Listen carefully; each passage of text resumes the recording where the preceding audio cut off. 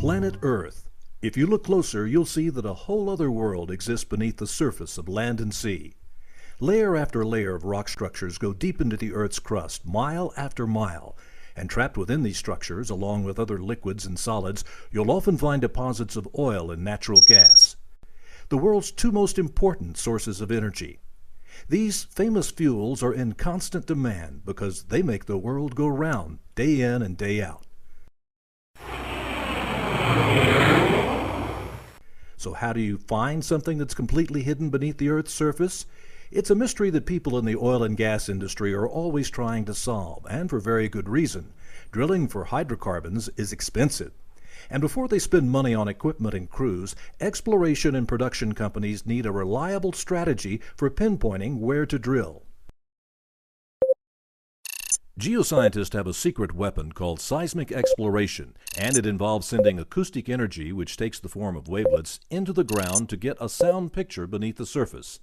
It's complicated, so let's start with the analogy of bats. Bats can't see very well, so they send out little waves of sound that bounce off of objects and then go back to their ears. It's called sonar. It gives them what you might call a sound picture of their world. That's a good example of how nature already uses a form of seismic acoustic imaging to locate objects. Doctors also use it for ultrasound imaging. Geoscientists use man-made tools to make the sound wavelets, listen to them, and then record them.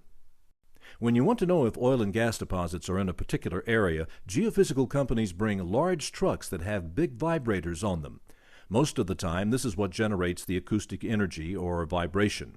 They use geophones, or very sensitive seismic microphones, to hear the reflected sounds, but sometimes they set off small buried charges.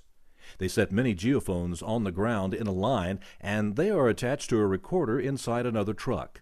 The vibrators send thousands of wavelets down into all the different layers of the Earth. Some of the wavelets bounce off of the boundaries between the rocks below the surface and are reflected back to the geophones that are waiting to record them. Each geophone along the cable sends the received wavelets to the recording truck where they're recorded and stored. How do the wavelets reach into the subsurface of the ocean? That's offshore seismic, and it just requires a different device to send out the wavelets and record those that are reflected back. Out at sea, a seismic crew works off a vessel with a specially designed back end, so it's easier to lay floating cables or streamers.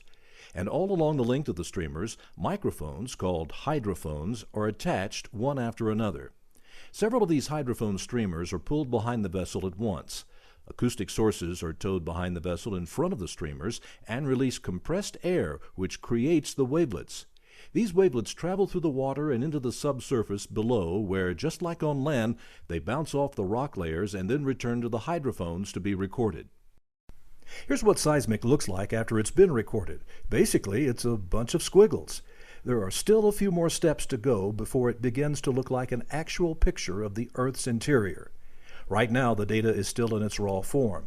To get a picture that actually looks like the Earth beneath us, the data has to be processed. It takes a large supercomputing PC cluster to process the seismic data.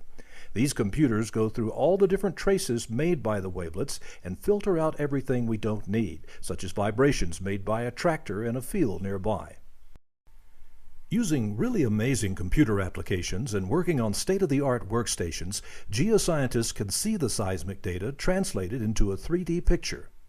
You might be thinking, I don't see any oil and gas there. But believe it or not, geoscientists can look at this processed data with their trained eyes and make an informed decision about whether or not oil and gas deposits are in the geologic structures.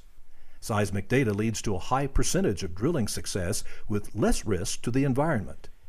And in a world where the demand for oil and gas is increasing faster than the supply, good seismic information will lead to more affordable energy.